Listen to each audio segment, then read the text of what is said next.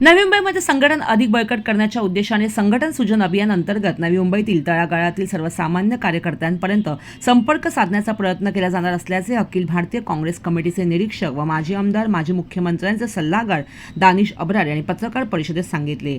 लवकरच नवीन कमिटी स्थापन केली जाणार असून पुन्हा काँग्रेसला नवीन बळकटी देण्याचा प्रयत्न केला जाणार असल्याचे त्यांनी सांगितले।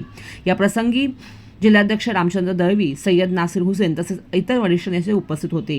या पत्रकार परिषदेत नवी मुंबईशी संबंधित महत्त्वाच्या जनसमस्या तसेच संघटनात्मक मुद्द्यावर चर्चा करण्यात आली।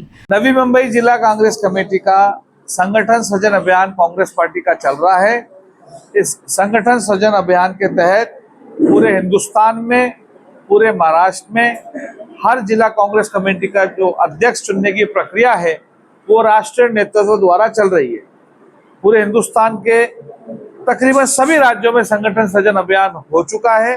5 फेज के अंदर ये छठा फेज चल रहा है, क्योंकि महाराष्ट्र में चुनाव थे इसलिए छठे फेज में नंबर आया। ये छठा और अंतिम फेज संगठन सृजन का है, जिसके तहत राष्ट्रीय नेतृत्व में महाराष्ट्र के हर जिले में सेंट्रल लीडरशिप ने सेंट्रल एआईसीसी ऑब्जर्वर्स भेजे हैं। वो ऑब्जर्वर्स जिले में जाएंगे, विधानसभा में जाएंगे, ब्लॉक में जाएंगे, बूथ में जाएंगे, कांग्रेस के कार्यकर्ताओं से मिलेंगे, नेताओं से मिलेंगे, सिविल सोसाइटी से मिलेंगे, पत्रकारों से मिलेंगे और एक आवाज जानना चाहेंगे कि जिले के कार्यकर्ता, जिले के लोग अपने जिले की कमान, कांग्रेस की कमान किस नेता के हाथ में देखना चाहते हैं। ये आवाज सुनने के बाद जो ऑब्जर्वर्स आए हैं उनको 6-6 आदमी का, 6-6 नेताओं का पैनल बना करके राष्ट्रीय नेतृत्व को, खड़गे साहब को, राहुल जी को सौंपना है।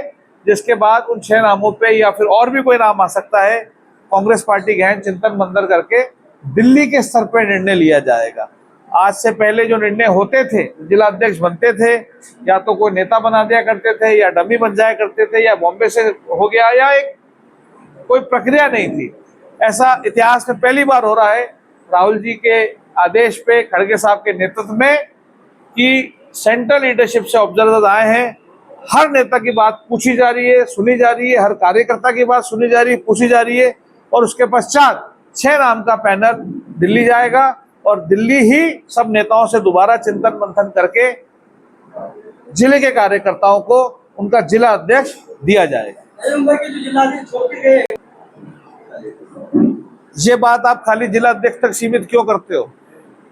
कांग्रेस का हर कार्यकर्ता जो अगर कांग्रेस पार्टी छोड़ के गया है और अगर घर वापसी करना चाहता है, हमारे दरवाजे खुले हैं।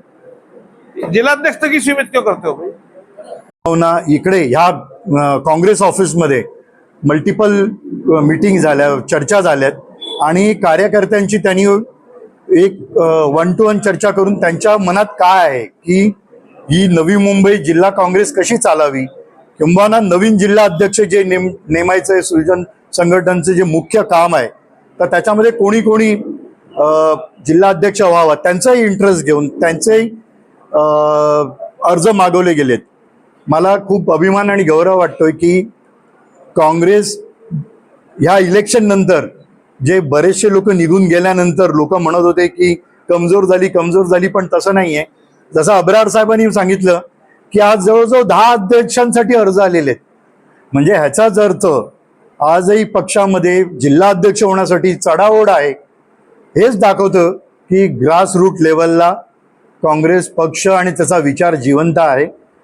आणि जसं मगाशी एका पत्रकाराने विचारलं, सोडून गेलेले लोकही आज यायला तयार आहेत, नवीन लोक यायला तयार आहेत। बाकीच्या पक्षात नाही, काही लोक गेले 4-5 दिवसाच्या ह्याच्यामध्ये आम्हाला इकडे येऊन जिल्हा काँग्रेस कमिटीमध्ये भेटून गेलेत आणि आम्ही त्यांना नियोजन दिलंय की ते कशा प्रकारे आज या पक्षामध्ये पुन्हा ऍक्टिव्हली काम करू शकतील आणि नवीन जॉईन होऊ शकतील।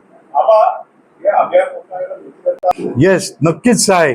मी आता जसं तुम्हाला म्हटलं की एवढे जिल्हाध्यक्ष पदासाठी अर्ज आलेले आहेत, जर कोण इंटरेस्ट नसतं तर एवढे आले नसते ना। तर कॉम्पिटिशन आहे, विचार आहे काँग्रेस पक्षाचा। काही नेते पळून गेले, कॅडर पक्ष हा नाही आहे आमचा, पण विचारांचा पक्ष आहे। त्या विचारांना लागून आज एवढे अर्ज आलेले आहेत। वार्तांकन ब्युरो रिपोर्ट, वाशी।